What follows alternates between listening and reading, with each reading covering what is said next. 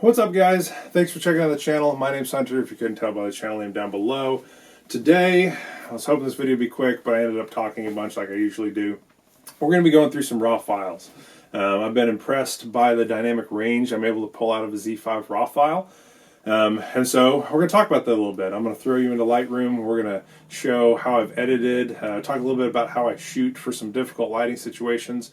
I've got a very difficult lighting situation for one wedding. I've got another outdoor wedding that we had, obviously full bright sunlight that you got to deal with at an outdoor wedding. So we're going to sit down and talk about those. I'm going to compare these with the D610 that I've been shooting with alongside my Z5 for the last year through weddings. Show how both raw files process, especially with the highlights and the shadows in difficult lighting situations. I've even got an image of a D700 file. If you're still rocking an old D700, great cameras, but just to show you where the technology has gone through. Do I think this is something that's specific to Nikon's mirrorless, or that that the sensor and the way the raw files are done are somehow better just because it's a mirrorless camera? No, I think this is probably just the natural progression of technology that I kind of showing the D700, 610, and the Z5. That just as technology gets better, we'll have more dynamic range in our files that we can pull the image data out of and be able to play with and adjust these things. The Z5 just happens to be the newest camera I have, and the most advanced technology that I've got in my arsenal of different cameras and stuff that I've got. So we're going to throw in here, talk a little bit about it, and I'll come back out and give you my final thoughts at the end. All right, so this is the wedding I was talking about. They had a wedding in an airport hangar, and as you can see by the bride in a black gown and the groom in a black and white flowered jacket, that this is a little bit of an unorthodox wedding, a little different, not your typical wedding, so airport hangar suited this couple very well. But you can see the lighting challenges that we're dealing with here. We've got the officiant, the bride and groom, we've got an old U.S. Army plane in the background. We are inside an enclosed space with very little. You can just see the fluorescent lights up here. They were doing basically nothing. And we've got these big hangar doors open and all of the bright sunshine coming out through that. So it was a little hazy that day. We weren't in full sunlight, but it was definitely bright. It wasn't a cloudy day, just a little bit of haze. Kind of gave the sky a little bit of a gray color as opposed to just pure bright blue. But that's what we were dealing with. And I knew shooting this, I was worried that this was going to be bad. I don't have enough lights, and I think it'd be obnoxious to try to strobe this whole front while they were in the middle of ceremony. And I didn't have, like I said, I didn't have light power anyways to just strobe all this to get proper exposure to the background and of the foreground. So we're going to jump right into the settings. This one's already worked up. So we're going to go back to the original settings. Actually, we'll just click that off. Nope, that's tone curve. So we're going to drop this back, our highlights, our shadows, bring clarity back and exposure back. So this is how it was shot. And I've talking with different people or reading different things, you want to try to expose for the brightest parts of your image. You can see up here, I'm running the Z5, 24mm, 7.1 at ISO 400. I think I was just trying to get that full depth of field from the plane all the way to the people sitting out here in the crowd. So our background is still a little overexposed. You look at the buildings back here, that sky, we're kind of getting blown out. You're looking at your histogram. So all of that sky there is blown out. So I didn't fully expose for all the brightness. We're losing a little bit in the shadows. That's the blue highlighted areas. But this is, I would say, probably what I was close to going for, just to mostly get that plane, get it exposed correctly, and then have everybody else in the shadows. It's a lot easier to boost the shadows. You still have a lot of detail in those shadows. And if I crank the exposure way up, these we have noise. There's noise here because we're boosting it, a stop plus, I don't know how the shadow and highlight sliders equate to stops, but you're going to induce a fair amount of grain when you start pushing the shadows a lot. But the recoverable detail in the shadows is much greater than the recoverable detail in the highlights. So if we pull this all the way back, that sky is pretty gross looking. And so we'll just jump right into it. This is showing the dynamic range of the sensor. All this back here, this is obviously a lot darker than the sky actually was, but that's the color of the sky, was that kind of just a gray. It wasn't really nice and blue. The color in those wings is great. You get, all the colors there are correct. And we don't have anything that's blown out at this point. So when I edit this, I want to try to recover those highlights. So the sky was bright. So we're going to leave the sky brightness about there, because it was a bright sky, but we don't have anything blown out at this point. You can see that in the histogram, the sharp spike up at the top because it's bright, but we're not losing any detail that's blown out. And then from there, how I would edit this, I'd adjust the shadows up to where we can see, this image is about the depth. The people in the foreground sitting and watching, the couple, the plane, we're getting the depth all the way through this. I don't have any tone curve. So, like I said, we've boosted the shadows a fair amount. There's noise here. If we pull the blacks back down, that'll help the noise in her black dress a little bit. We can throw a little bit more noise reduction on there. So, these aren't going to be the cleanest files because we're pushing them so much.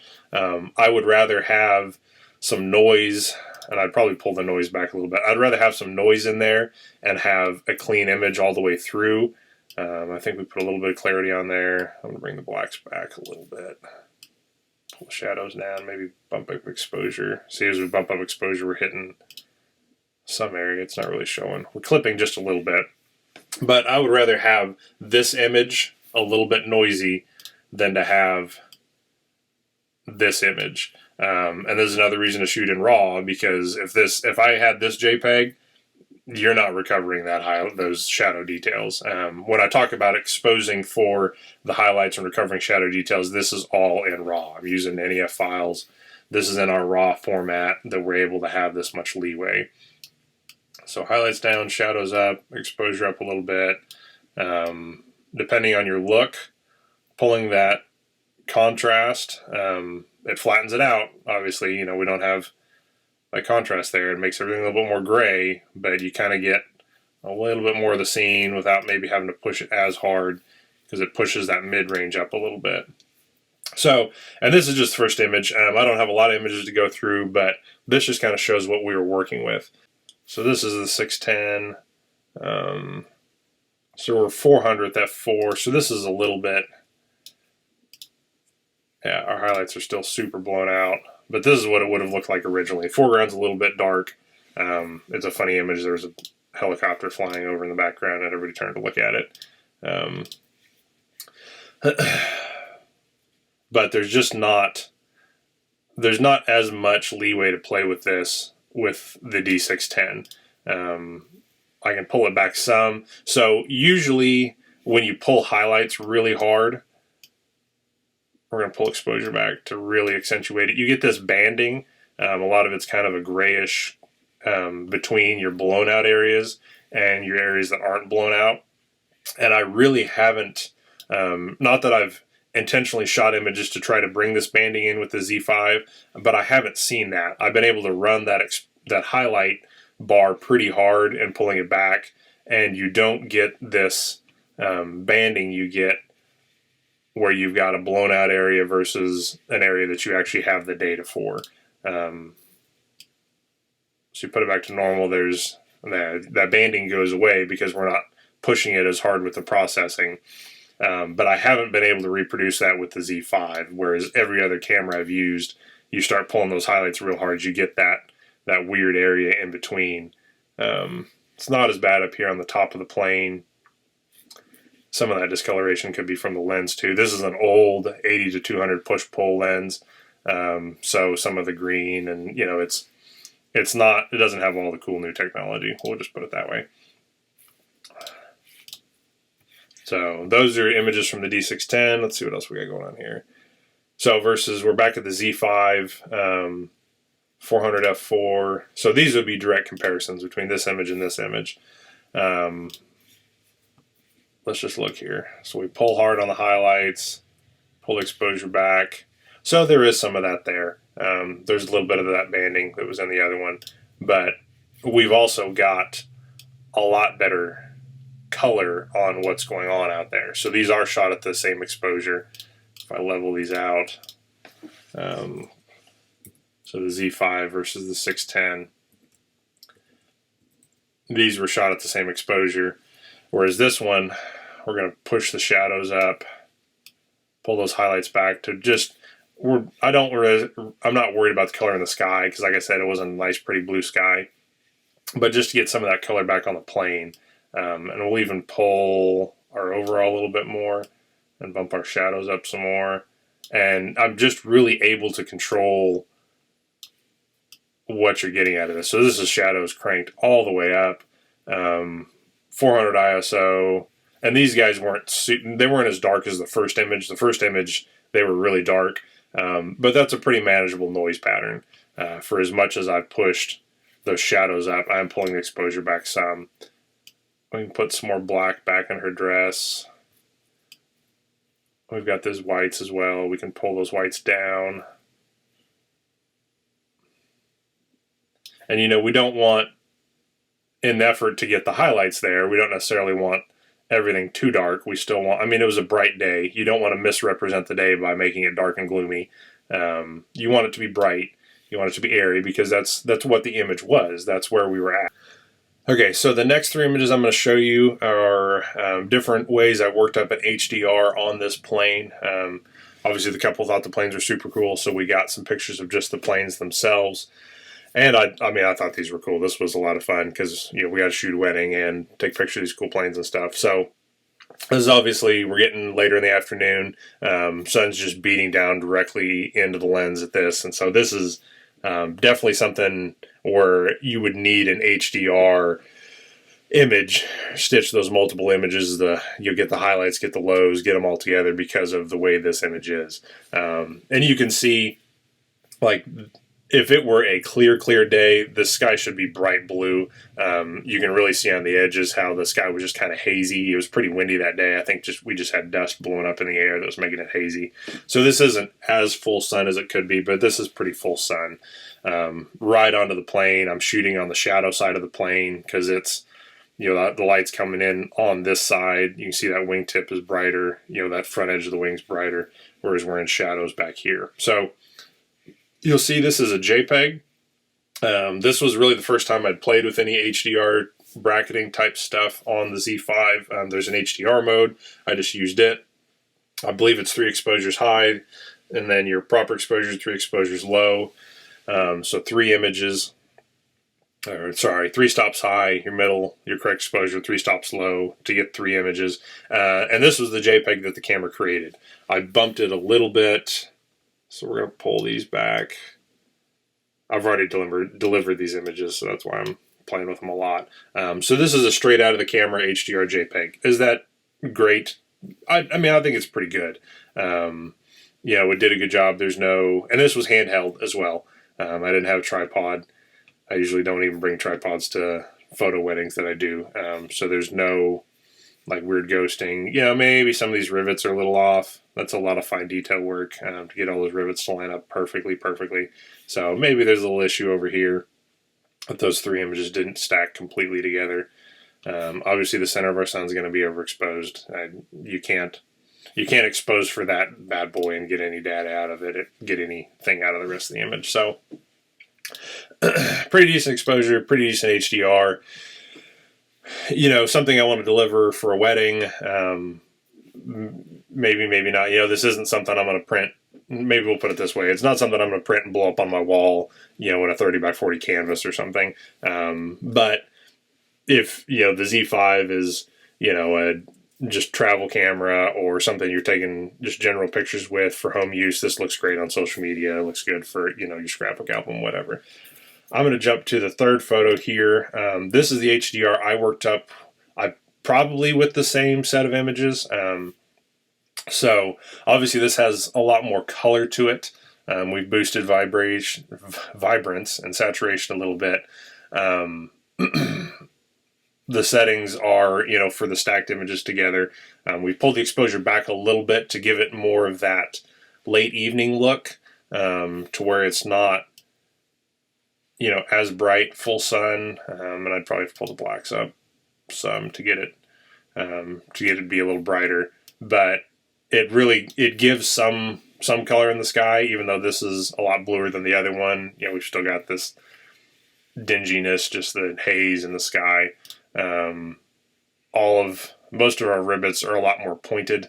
There's some different color stuff just as light bounces around. This edge of the wing here looks a lot cleaner than it did in the first one. I'll let that image load there. So like here looks a little messy. Those rivets on the wing look a little messy. So this one is just processed in Lightroom with their HDR conversion. And actually this probably is a different image because 1600 f8, 500, I don't know, it might have been from the same set. But you can kind of see everything else a lot better. There's some, I think it looks like my focus is right here, and I'm just using the fact that we're at 16 millimeters in f8 to kind of get everything else. But some out of focus weird rendering around the blades there. But as far as the dynamic range of this is what you expect out of an HDR image. That if I want to play with it a little bit more, you know, I can darken this quite a bit. Really make it look dark, really get that sun to pop out a lot more. This is what you should have in an HDR image, is the ability to adjust all of these things and really have a lot of latitude in how you address the image. So nothing new, nothing spectacular on this HDR image. So when we go to the second one, and this one's a little bit different crop. So this is a single image, just an NEF file, 1600 or 1/1600th of a second f8 ISO 100. This is where I was really impressed, is that I have this much to play with. So if we spike the shadows, spike the highlights all the way up, now we know there's no weird artifacting because of the HDR, and my focus is here. There's no weird artifacting from the HDR, from the images not getting lined up quite right. There's more noise in the shadows because we're boosting a single image. But it's, as far as getting, that's what we need. As far as getting them to look the same, if I undo all the weird settings I did, I'm able to make them look pretty similar. So if we zero out all of our settings, this was my original exposure, and we're underexposed, we're a little bit more exposed for the highlights. And then as we pull the highlights back, we can get that blue in the sky, we bump the shadows up, we can get the coloring in the airplane, blacks back a little bit, push the whites to give it a real bright image, bump the exposure up some. And again, we're only clipping the sun and a little bit of the highlights on the plane. But I mean, look at just how much range I'm able to get out of a single image. I don't have to worry about processing the HDR images where I was shooting this handhold. I don't have to worry about how the HDRs lay over themselves. When I'm doing HDRs handhold, I do like 3 or 4 rounds of those 3 exposure bursts just to try to get a set that will line up properly. You should obviously be doing HDRs with a tripod. I just don't carry a tripod everywhere. So you're out hiking, want to rattle off an HDR image of, a waterfall you come across or some nature scene where you've got a lot of highs and a lot of lows. Just shoot in RAW. I mean, I was able to pull a lot out of this image, really cranking it around to get it to look good for just a single image. Again, we're not as bright as we can get, but I'm shooting into the sun, and I still have a lot of these low lights I can play with. We can boost this up some more, bring our whites back. A little lower contrast looking, but I mean, there's a lot I can play with here, and we talked about that highlight banding. Look at how clean all this background is. Again, there's noise, because that's the one thing you're going to get with an HDR file is those low lights are going to be a lot cleaner. You're not going to get, and I've got barely any noise reduction on there, because I want all these details. I want all the little dots, all the rivets all over this thing. So that's one thing you are going to sacrifice is your shadow. You're going to get more noise in your shadows boosting one file like this. But just looking at all the details, all the background, how clean everything is, it just makes it super easy to get that HDR look out of a single file. So I was just so surprised how much dynamic range I could get out of these raw files in Lightroom. So I got a couple more we're going to go through real quick here. Of course, this is where I probably could have brought some lighting in, but I didn't at the time. Didn't have any speed lights with me that really helped. So this was our exposure. Again, I didn't fully expose. I pretty much exposed for the plane, and then we came back in, just boosted shadows, boosted exposure. Is there some noise on them? Yeah, there's a little bit of noise on them. You know, that's just more my taste. I don't mind a little bit of noise over having an image that looks more properly exposed. So here's another comparison between the D610 and Z5. Like I said, I shot both those bodies side by side for a lot of weddings last year. This is a scene that you're going to have as a wedding photographer, unless you're in an area where they just don't do outdoor weddings.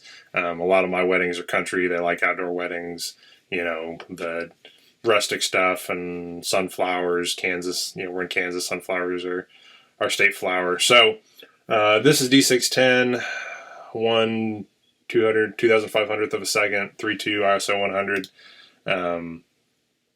What I want to look at, though, is the sky and how the highlights are rendered. So this is as shot. We're not losing much of any detail in the dress. There's a little bit of blue fringing. Again, it's from this old 80-200 lens. Love the lens, but it does fringe a little bit with the light. So I'm able to pull that back and really get the detail, but it kind of starts to gray. And those highlights on her dress, it kind of grays the details. We pull back the highlights, and that's not really a great look. Nuclear, especially in the front of a dress, isn't the greatest look either, so maybe I should have exposed a little bit darker, but just the more you pull that exposure back, the more it just kind of grays it, and we could probably play with the vibrance a little bit and help that out a little bit. But just as shot, look at how the sky is. This we did have a nice bright blue sky on, so the sky should be bright blue. The water back here is kind of the color that the sky was. So that's the D610 image. We're looking, you know, towards where they were standing. We pull the Z5 image, that's comparable. Obviously, this is a lot wider, you know, different lens, blah, blah, blah, whatever. As shot, there's just a lot more blue to that sky, and we can adjust color temperatures a little bit, but I think both of these are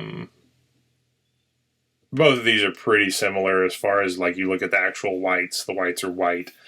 This one we can actually warm up just a little bit, maybe. The other one might be a hair warmer. But the color in the sky, so as edited, I pulled these highlights back a little bit, and you can see on the dress we still get some graying, but it holds the colors a lot better. The white in the dress is a lot clearer. The color in the sky is a lot clearer. And then as we go, if we push it the other way, we push shadows, give it a really, this is obviously too bright, but that sky stays bright blue. Whereas if we come back here on this D610 image and we push it a little harder, we lose that blue in the sky and it just whites out. So it's not necessarily a huge deal in most of the images that you're doing. If you need it, that dynamic range is there, and there's a lot of it there to be played with. That's what has impressed me so much in using the Z5 and actually going through and editing the raw files. But I have been impressed with the Z5 files. So if you look at this guy, this is a D700, and I actually just sold this camera D700 is just such a great camera to shoot with, such a great camera to do things with, but at the end of the day, the Z5 is just a better camera than the D700, and I'm moving more towards the mirrorless. I'm getting rid of my AFD lenses and getting more Z lens mounts, stuff like that. So to give a comparison, so I showed you in the last one how much we were able to pull those sliders and adjust the image. D700 is obviously an older camera, but this is just where the technology's come. You can see how much I pull that highlight slider, and I'm getting the color on a shirt to change.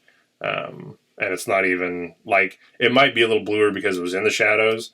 I can come up here and pull this exposure slider, but it makes everything dark in not a good way. The greens become nuclear, and they look like snot and not, grass. Which, I mean, we could obviously adjust that some with a temperature slider, but the shadows, I mean, that's all the more bandwidth we have on this raw file. And this was the wedding photographer's camera back in the day. Like the D700 when it came out, it was the standard for wedding photographers' cameras. It's been a while. We're talking easily more than 10, or I don't know. Or it had been a lot of years since the D700 was new. But it was fantastic technology back in the day. And that's all the more adjustment I have out of this file. Whereas the Z5, I mean, it affects the whole image. There's a lot more data in there when I pull these highlights and shadow sliders. Whereas this guy, we're just bumping it a little bit one way or another. So honestly, the difference between the D610 and the Z5 is less than now that I'm sitting here doing this. There's a little less difference than I thought there was. The camera files are a little bit more similar than I thought they were, but there's obviously still just more range in the 610, or sorry, more range in the Z5 than there is in the 610. And then you come back here to the 700, and it's just, yeah, you've got a lot less to play with. So, in any case, though, shoot raw, because if any of these files were JPEGs, obviously nail your exposures, but that's limiting you a lot in what you can finally do if you're just shooting JPEG.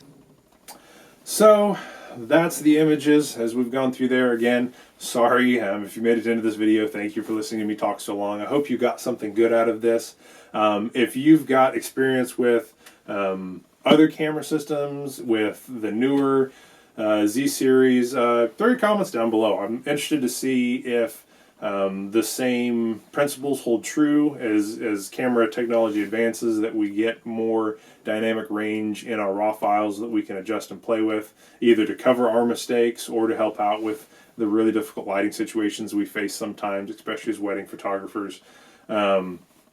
So if you have any questions, want my thoughts, opinions on something, throw them down below. Let's have good discussions. See if there's anything I can help you guys out with. Thanks to everybody that's subscribed and that likes to comment on these. It's great that we're getting conversations and input through these, or through the Facebook groups where I post these.